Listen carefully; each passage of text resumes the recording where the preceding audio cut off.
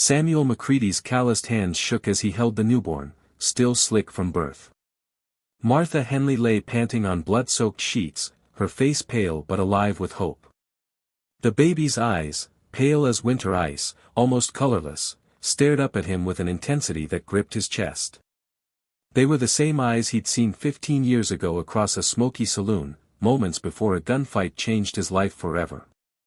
"Sam," Martha's voice cracked through her exhaustion. "Is she all right?" He forced his face into calm, a skill honed from years when his Colt .45 kept him fed and his enemies buried.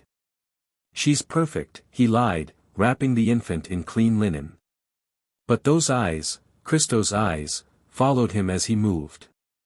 Martha had arrived at his ranch 3 months ago, pregnant and broken. Her husband, Thomas Henley, died in a Silver Creek mining accident, leaving her with nothing but the clothes on her back and a baby in her belly.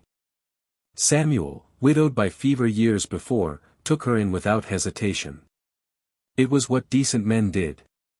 His ranch, nestled in a valley where the wind carried secrets and mountains guarded them, was a sanctuary of 20 cattle, a sturdy cabin, and enough land to vanish into. He'd built this life deliberately after hanging up his guns, escaping a reputation that clung like smoke. But now, those pale eyes dragged the past back to his doorstep. Martha reached for her daughter. "Let me hold her." Samuel handed her the baby, watching love transform Martha's face. She couldn't see what he saw, the eerie resemblance in the child's eyes, the shape of her ears, the curve of her tiny fingers. Details only he'd recognize. Outside, thunder growled like distant gunfire. "What's her name?"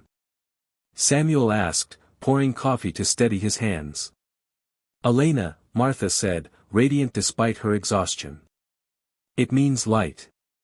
She's beautiful, isn't she? Those eyes, I've never seen anything like them." The coffee turned bitter in his mouth. Elena Henley. But she wasn't Henley blood. Martha had been 6 months pregnant when she arrived, though her husband had been dead 8. Someone else was the father. Someone with Cristo Mendoza's eyes. 15 years ago, Samuel put 3 bullets in Cristo Mendoza's chest over a card game gone sour.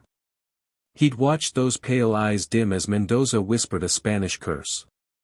Now, those eyes stared from Martha's baby. "Martha," Samuel said, sitting beside her bed. "Tell me about your husband. Before he died." Her smile faded. "Why?" "Just curious." "You don't talk about him." She stroked Elena's dark hair, silent as the storm hammered the roof. "Thomas was good," she said finally. "But he wasn't Elena's father." Samuel's blood chilled. "What do you mean?" "I was pregnant when I married Thomas." He knew. Tears welled in her eyes. "The father was a drifter, charming, dangerous. Called himself Cristo.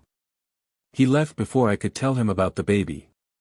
Thomas married me anyway, gave her a name. But now he's gone, and I'm alone." "Cristo what?" Samuel's voice was rough. "I don't know his last name." Martha's hands tightened on Elena. "Sam, you're scaring me." "Why does it matter?" He paced to the fireplace. Cristo Mendoza was dead, Samuel had made sure. But the Mendoza family was poison, their blood spreading through the territory like wildfire, leaving broken lives behind. If they knew about this baby. Riders approached through the storm. 3 horses, moving deliberately. Samuel's hand twitched toward where his gun once hung, finding only air.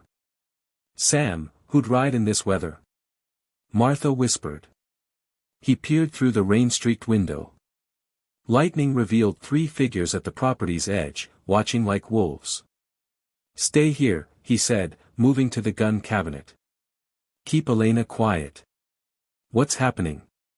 "The past," he said grimly. "It's catching up." He pulled his old Colt, checking the cylinder with practiced ease. The weight felt both foreign and familiar. An hour later, 3 sharp knocks cut through the storm. Martha froze, Elena pressed to her chest. The baby had started crying, her wails piercing the cabin's fragile safety. Samuel McCready, a cultured, accented voice called. "We know you're in there." "Don't know any McCready," Samuel replied, throat dry. Soft laughter. "The man who killed my brother might change his name, but I'd know that voice in hell. I'm Diego Mendoza. You have something of ours." Samuel's blood turned to ice. Through the window, he saw Diego and two others positioned to block escape. "I don't know what you're talking about," he called. "The baby," Diego said, voice laced with cruel amusement. "My brother had a way with women before you murdered him. We've tracked his legacy for 15 years. Martha's face paled as understanding hit. "Sam, what does he mean?" "The child's innocent," Samuel shouted. "Innocent?" Diego laughed. "She's Mendoza blood. Family belongs with family. Send her out, McCready. Send them both. Maybe you live." Samuel's mind raced. The Mendozas were known for long memories and brutal revenge. If they took Martha and Elena, neither would survive. The cabin had one door, and 3 rifles outside were a death sentence for most. "You have 1 minute," Diego called. "Then we come in shooting." Martha sobbed silently, rocking Elena. "I'm sorry," she whispered. "I didn't know Cristo was. I didn't know he was dead." "There's a root cellar behind the kitchen," Samuel said. "Take Elena and hide. Don't come out, no matter what." "What are you going to do?" "What I should have done 15 years ago. Finish it." Martha stopped him, pressing a tarnished silver locket into his hand. "My mother gave me this. Said to give it to someone who showed me real love." Her voice trembled. "You took us in, delivered Elena, and now you're risking your life. That's love, Sam." Elena's pale eyes met his, impossibly knowing for a newborn. He touched her tiny fist, and her fingers closed around his. "She's not Cristo's," Martha whispered. "Not in any way that matters. She's mine, and yours, if you'll have us." Something shifted in Samuel. For 15 years, he'd carried Cristo's death, not guilt, but the weight of violence that followed him. Now, in Elena's gaze, he saw hope, not a curse. 10 seconds, Diego barked. Samuel kissed Martha's forehead, then Elena's head. The baby smelled of new beginnings. "Get to the cellar," he said. "Don't look back." Martha nodded, clutching Elena. Samuel saw his reflection in the window, not the drifter who'd built this ranch to hide, but a man with something worth fighting for. Diego's countdown hit 0. Samuel stepped into the storm. The gunfight lasted 12 seconds. Samuel came out shooting, diving left as Diego's rifle fired. The Mendozas expected talk, not the cold fury of a man once called the fastest gun in 3 territories. His first shot dropped Diego from his saddle. The second hit Miguel Mendoza in the shoulder. The third, Rafael, fired once, splintering the doorframe, before Samuel's 4th bullet found him. When the smoke cleared, 3 riderless horses stood in the rain. Samuel checked the bodies with professional care. Diego's pale eyes stared blankly at the sky, empty where Elena's held wonder. "It's over," Samuel called. "Come up, Martha." She emerged from the cellar, Elena calm in her arms. Martha looked at the bodies, then at Samuel, and nodded.